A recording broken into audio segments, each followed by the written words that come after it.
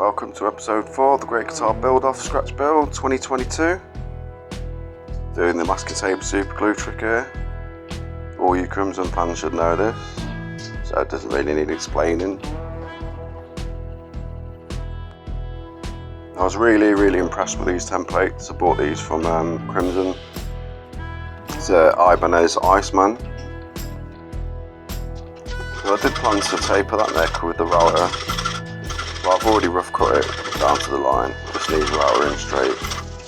But I had an issue with the router, so I moved on to the headstock. This is just the overhang that I had on the fretboard, and I don't quite know what I'm going to do with this little tiny bit here. You'll see a better shot in a minute.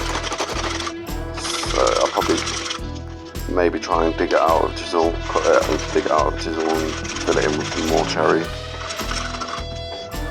I'm just trying to get it to run along the same angle as the headstock, so I can mark out the headstock shape, so I can cut it out on the bandsaw before taking it back home. Because this is a workshop, but it's like a men's shed charity. I help volunteer here, so I'm able to work here. I only get a couple of hours a week. But it's handy because I've got the bandsaw, I've got a jointer, thicknesser, table saw. So yeah, I have to bring a lot of this stuff with me. Yeah, I'm not going to bother routing the shape of the headstock with a router. You can have issues with tear out and stuff on headstocks. So basically going to use plane just to get that straight bit. The curve on the other side will be done on the spindle sander, and the end bit, that will be a spindle sander and piles or rasps.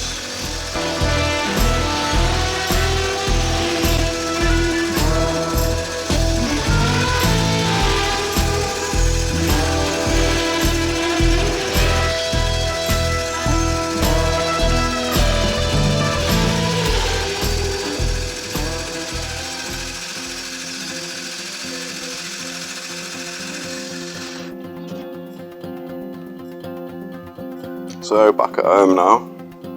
This is my mum's property. She's got a shed where I work, and we've got a little bench that I bought. Well, I say little, it's quite a tall bench because I have back problems, so I built it purposely tall. This process went really well, apart from the fact that you might see some marking up on the template. That's actually, I dropped a router at work at that charity shop, and basically I've damaged this router cutter. You can see this wheel's coming off here, see? Yeah, so it was overhanging the bearing a little bit, so it marked up the template, but only like 1/10 of a millimetre, so nothing to worry about. I purposely left quite a lot of overhang on this neck. I end up bringing it back to where it should be anyway later in the video.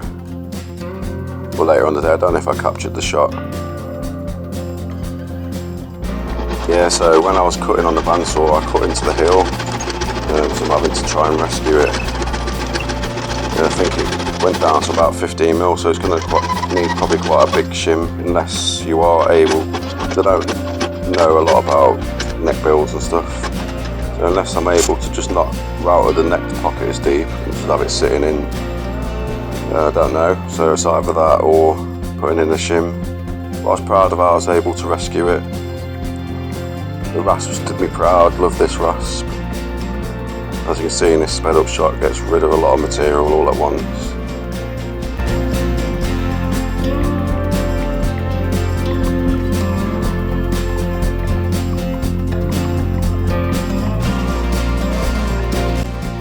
Yeah, so my aim is just to get this heel down to the bare minimum I can, while getting rid of the saw mark as well. Here I've chose to use the plane. It's very thin cut though, so I'm not taking too much material off. Just want to get rid of this saw mark in the piece of wood, then I can move on to marking up the neck ready for carving.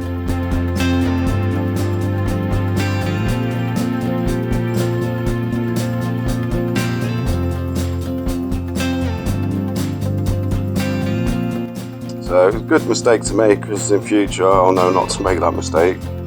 while cutting the excess waste out. There is other ways you can do it. I've seen people in the competition using drill presses and router sleds. There's other ways to do it. Yeah, so basically the heel is all more or less at the same level that I wanted the back of the neck to start carving it as well. So normally the heel will be quite a bit thicker than that.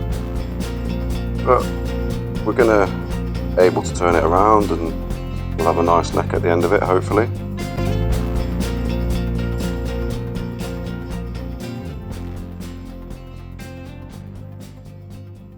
Sorry about getting in the way of the shot there. That's another thing this whole process is teaching me.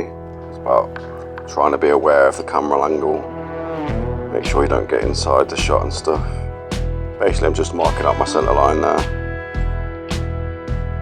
Yeah, I'm just getting it all marked up, ready to be carved. Then I'll carve it another day. Just getting the facet lines sorted out. There's the centre line. And then I'm not going to teach it. This is my first neck build. So basically I'm just showing you the process. Yeah, I think that'll do it for this video. Thanks for watching to the end if you made it. And we'll see you next time.